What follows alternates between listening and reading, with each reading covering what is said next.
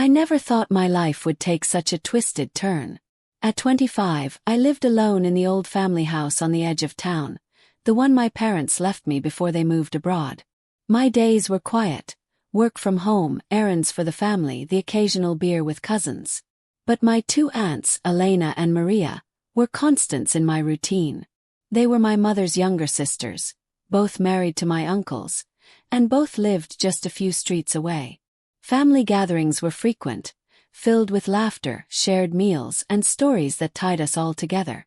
Elena was the older one, always the warm voice on the phone checking if I needed anything.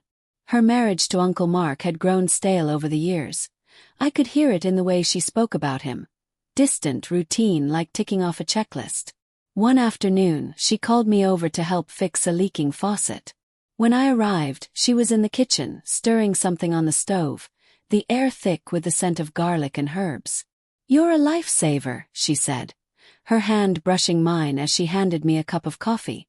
We talked while I worked, and she opened up more than usual. "Mark's always away for work. The house feels empty sometimes." Her voice softened, laced with a loneliness that pulled at me. I felt it then, a spark, something unspoken. She leaned closer as I tightened the pipe, her breath warm against my neck. "You listen better than anyone," she murmured. It wasn't just gratitude. There was a need there, a hunger for connection her marriage no longer fed. I nodded, my heart pounding a little faster, pushing the thought away as family duty. A few days later, Maria showed up at my door unannounced. She was the younger aunt, more spirited, but her eyes carried the same quiet ache. Her husband, Uncle Tom, was buried in his business, leaving her to manage everything alone.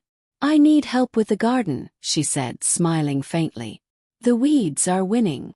I followed her back to her place, where we spent the afternoon pulling roots under the sun.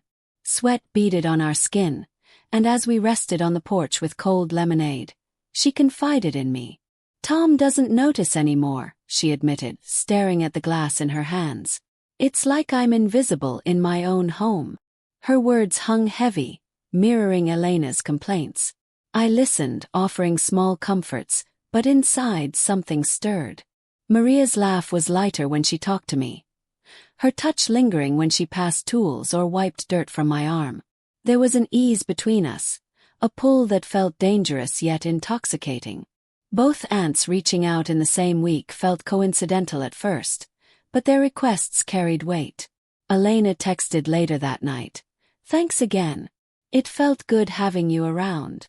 Maria called the next morning, asking if I could stop by for coffee. I agreed to both, telling myself it was just helping family. But deep down doubt crept in. These weren't simple favors. Their voices held invitations, subtle pleas for attention their husbands ignored. I lay awake that night, replaying their words, their touches. Duty warred with desire. I loved them as family, yet something deeper simmered. How could I ignore the way my pulse raced? How could I say no when they needed me in ways no one else seemed to? The requests were innocent on the surface, but they cracked open doors I knew I shouldn't walk through. Still, I couldn't shake the thrill of being wanted, truly seen, by both. The late-night visits started innocently enough. Elena texted first, asking if I could swing by after work to look at her laptop. It was running slow. I went over, and we ended up on the couch for hours. She poured wine, dimmed the lights, and talked about everything she missed. Passion, surprise, feeling desired. Her hand rested on my knee longer than necessary. When she leaned in to refill my glass, her lips brushed my ear as she whispered, "You're the only one who makes me feel alive lately." My pulse hammered. I kissed her then, hard and urgent, and she kissed back with years of pent-up need. We didn't stop at kissing. Clothes came off in a rush, hands exploring, bodies pressing together on that same couch. It was raw, forbidden, electric. Afterward, she held me tight, breathing fast, murmuring that she didn't regret it. I left her house reeling, guilt already gnawing, but the thrill drowned it out. 2 nights later, Maria called. She needed help moving boxes in the garage, said Tom was out of town again. I knew it was an excuse the moment I arrived. The garage light was off, We worked by flashlight, sweat mixing with tension. When we finished, she invited me inside for a drink. One drink turned into 3. She sat close on the patio chair, her leg against mine, talking about how lonely the nights were. "I see how you look at me," she said softly. I didn't deny it. I pulled her onto my lap, and she straddled me without hesitation.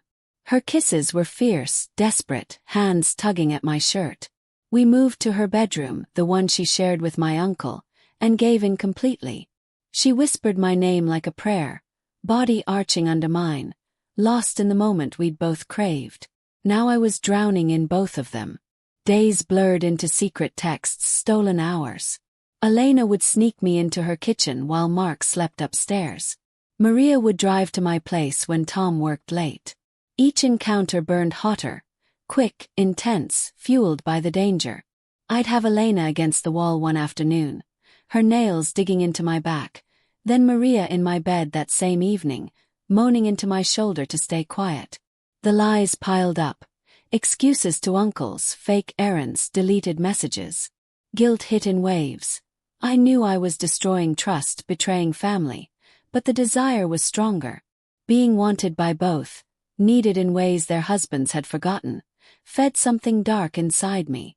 I started juggling schedules, heart racing every time a phone buzzed. Elena wanted more time. Maria sensed my distraction and pushed harder. The excitement twisted with dread. What if one found out about the other? What if someone noticed the marks, the late nights? Yet I couldn't stop. The forbidden pull was addictive, each risk heightening the rush. I told myself it would burn out, that I'd end it soon. But every touch, every whispered confession of love, dragged me deeper. I was in too far, and the secrets were closing in. The cracks started showing at the family barbecue. Everyone was there. Uncles grilling, cousins running around, the usual noise.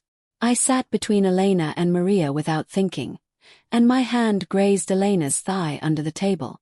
She didn't pull away, but Maria noticed. Her eyes flicked to us, sharp and questioning.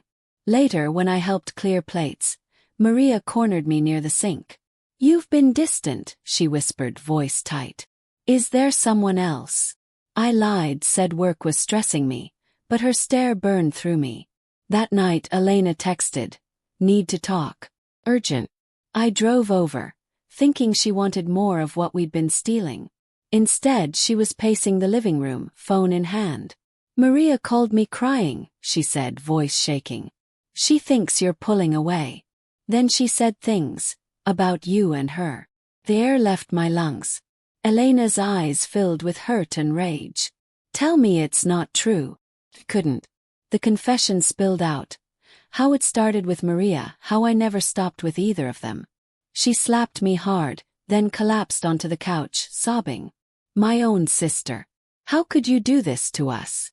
Before I could answer, headlights swept the driveway. Maria's car. She stormed in, face streaked with tears. "You told her," she screamed at me, then turned to Elena. "I didn't know about you two. I thought I was the only one." The room exploded. Accusations flew. Elena calling Maria selfish. Maria shouting that Elena always got everything first, even me. They turned on each other, then on me, voices overlapping in fury and heartbreak. I stood there useless as they tore into the truth. Maria admitted she'd suspected something when I cancelled plans last minute.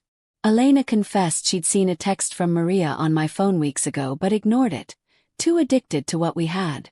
They demanded answers I didn't have. Why I didn't choose, why I let it go this far, why I betrayed them both.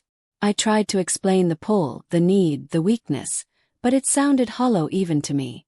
"I love you both," I said, and they laughed bitterly through tears. Elena grabbed my arm, nails digging in. "You don't love anyone. You just take." Maria nodded. The sisters united against me for the first time. They made me sit while they talked over me, deciding I wasn't worth the ruin. The confrontation peaked when Elena said, "We're done. Both of us. You don't get either." Maria agreed, voice cold. I begged, promised to fix it, but they shut me down. The pain in their eyes, Betrayal from family, from each other, from me was unbearable. I had broken something sacred, and the pieces were too sharp to mend tonight. As I walked out, their voices followed me, raw and shattered, echoing the wreckage I'd created. The days after the confrontation were silent. No texts, no calls. Elena blocked my number first. Maria followed hours later. Family chats went dead whenever I joined. Uncle Mark called once, voice flat, asking why Elena had packed a bag and left for a hotel. I muttered something about marital stress and hung up, coward that I was. Tom never called at all. He must have heard enough from Maria to piece it together. The truth spread like poison through the family, whispered behind closed doors, turning me into the one they didn't mention anymore. I stayed in the house, alone with the weight of it. Nights were the worst. I'd replay every moment, their touches, their confessions, the way they both said my name like I was salvation. Now it all felt like theft. I had taken their loneliness and turned it into my own greed. Love. Well, it was selfishness dressed up as desire. I saw that clearly now, in the empty rooms and the unread messages I still typed and deleted. Regret sat heavy on my chest, making sleep impossible. Weeks passed before Elena reached out. A single email, "Can we talk?" Neutral ground. I met her at a quiet cafe downtown. She looked exhausted, eyes red from crying or not sleeping. We sat across from each other, coffee cooling untouched. "I hate you for what you did to us," she said straight away. "But I miss the version of me I was with you." She admitted the marriage was over. Mark had known something was wrong for months and the truth finished it. She wasn't asking me back, she just needed closure. We talked for an hour, voices low, stripping away the lies. When we parted, she hugged me briefly, then walked away without looking back. Maria took longer. 2 months of nothing until she showed up at my door one rainy evening. She didn't come in, just stood on the porch, umbrella dripping. "I filed for divorce," she said. "Tom and I were done long before you." She didn't forgive me, not fully, but the anger had dulled into something sadder. "You made me feel wanted when no one else did. I'll always carry that, even if I hate how it happened." We didn't touch. She left after 10 minutes, and I watched her drive away knowing it was the last time. The family fractured quietly. Holidays were smaller now, excuses made. I stayed away, giving them space. Slowly, some bridges rebuilt. Cousins reached out, my mother called from abroad asking careful questions. But Elena and Maria remained distant, separate lives reshaping without me in them. I learned the cost of wanting everything, losing it all. Desire without restraint destroys more than it satisfies. I carry the guilt still, quieter now, a reminder never to confuse need with love again. Some fires burn too hot to hold, and I got scorched reaching for 2 at once. In the end, they found their own ways forward. I'm left with the ashes, older, wiser, and finally alone the way I deserve.